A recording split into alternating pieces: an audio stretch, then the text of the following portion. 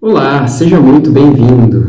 Imagino que todos devem saber de cor o versículo mais conhecido da Bíblia, de João 3,16.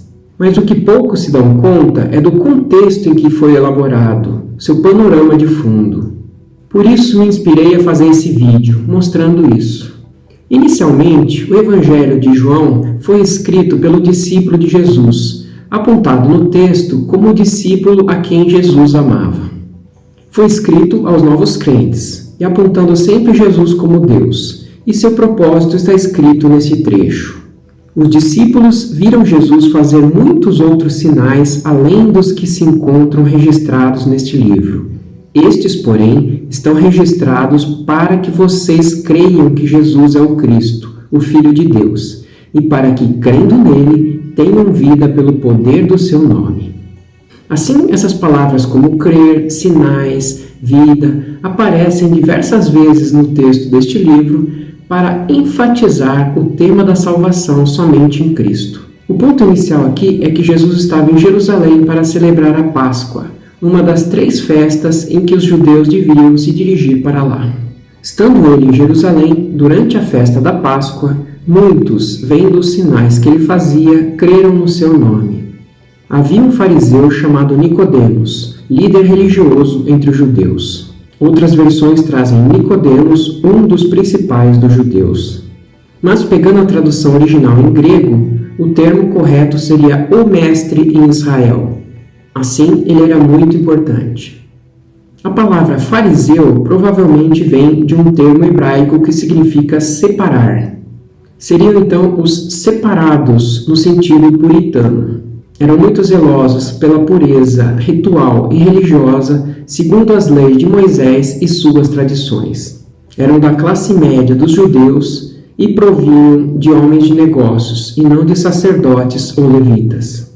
Também representavam os judeus ortodoxos e influenciavam muito o povo judeu comum.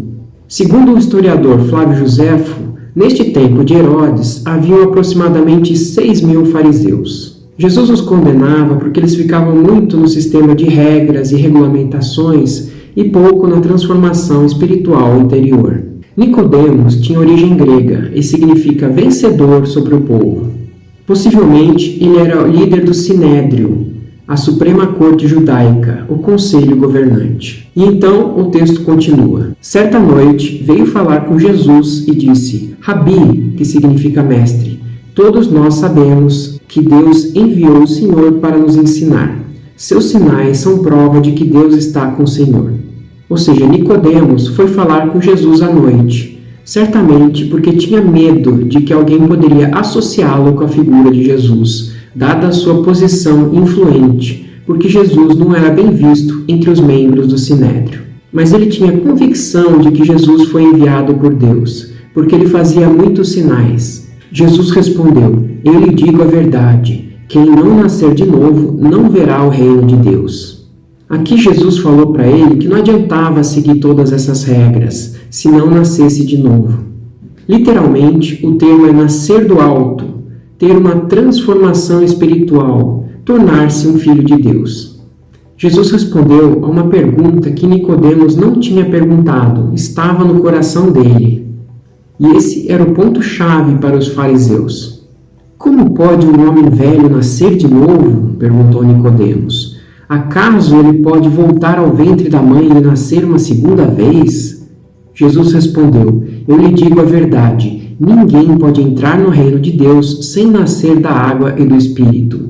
Os seres humanos podem gerar apenas vida humana, mas o Espírito dá a luz espiritual. Como pode ser isso? Perguntou Nicodemos. Jesus respondeu: Você é um mestre respeitado em Israel e não entende essas coisas? Eu lhe digo a verdade, falamos daquilo que sabemos e vimos, e no entanto, vocês não creem em nosso testemunho. Jesus apontava novamente para o cerne da questão. Como pode os fariseus ensinarem sobre leis e regras e não terem ideia de que precisam ter uma transformação espiritual interna? Até aqui existe um diálogo entre Jesus e Nicodemos, respondendo às suas dúvidas. Depois, Jesus passa a falar sobre o plano da salvação, sua missão na terra. Começa então: e como Moisés no deserto levantou a serpente de bronze numa estaca, também é necessário que o Filho do Homem seja levantado, para que todo que nele crer tenha a vida eterna. Jesus fala sobre si mesmo. A estaca aponta para a cruz e a serpente para Jesus. A serpente representava o pecado de Israel e Jesus levaria seus pecados. Esse episódio lembrado por Jesus simboliza que quando cremos nele e olhamos para ele, imediatamente somos salvos, perdoados, curados da condenação do pecado, que é a morte. E o veneno da serpente é o pecado que mata. E então vem o versículo-chave de João. Porque Deus amou tanto o mundo que deu seu Filho único, para que todo o que nele crer não pereça, mas tenha a vida eterna. Ou, em outra versão, porque Deus amou o mundo de tal maneira que deu seu Filho unigênito, para que todo o que nele crê não pereça, mas tenha a vida eterna. Essa é a primeira vez que aparece o termo vida eterna em João. E vai aparecer 18 vezes neste Evangelho e 50 vezes no Novo Testamento. E a vida eterna aqui representa a qualidade divina da vida, não apenas o tempo da eternidade. É a vida do tempo por vir, participar da vida eterna com Cristo. E Deus deu a vida do seu único Filho para morrer em favor dos homens pecadores. Continua o texto. Deus enviou seu Filho ao mundo não para condenar o mundo, mas para salvá-lo por meio dele. Não há condenação alguma para quem crê nele, mas quem não crê nele já está condenado por não crer no Filho único de Deus. Crer em Jesus é mais do que aceitação do que o Evangelho diz. Inclui confiança e comprometimento com Cristo como Senhor e Salvador, que resulta no recebimento de uma nova natureza e produz mudança de coração e obediência no Senhor.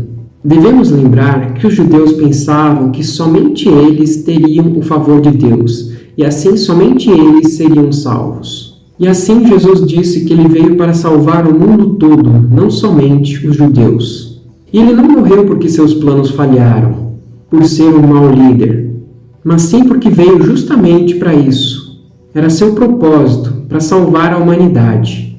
Por fim, podemos dizer com certa segurança que Nicodemos se converteu a Cristo, porque depois o defendeu perante os fariseus. Então Nicodemos, o líder que antes havia se encontrado com Jesus, perguntou: a lei permite condenar um homem antes mesmo de haver uma audiência? E mais adiante, Nicodemos também estava ajudando José de Arimateia no sepultamento de Jesus. Depois disso, José de Arimateia, que tinha sido discípulo secreto de Jesus, pediu autorização a Pilatos para tirar da cruz o corpo de Jesus. Quando Pilatos lhe deu permissão, José veio e levou o corpo. Estava com ele Nicodemos, o homem que tinha ido conversar com Jesus à noite. Nicodemos trouxe cerca de 35 litros de óleo perfumado, feito com mirra e aloés. Seguindo os costumes judaicos de sepultamento, envolveram o corpo de Jesus em lençóis compridos de linho, junto com essas especiarias.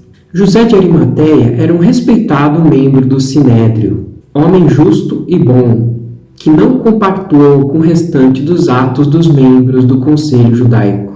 E assim como José de Arimateia, Nicodemos não estava apenas por perto, mas participou do sepultamento de Jesus, trazendo as especiarias e ajudando no sepultamento do corpo de Jesus. Provavelmente, Nicodemos foi o primeiro convertido com o versículo de João 3,16, no plano de salvação descrito por Jesus em sua conversa com ele. Esse, então, o contexto de João 3,16. O plano de salvação trazido por Jesus para Nicodemos no meio da noite, e que teve um impacto gigantesco, não apenas naquela época, mas que continua tendo até hoje. Espero que tenha gostado desse vídeo, que tenha sido instrutivo. Muito obrigado por ter assistido até o final e até o próximo.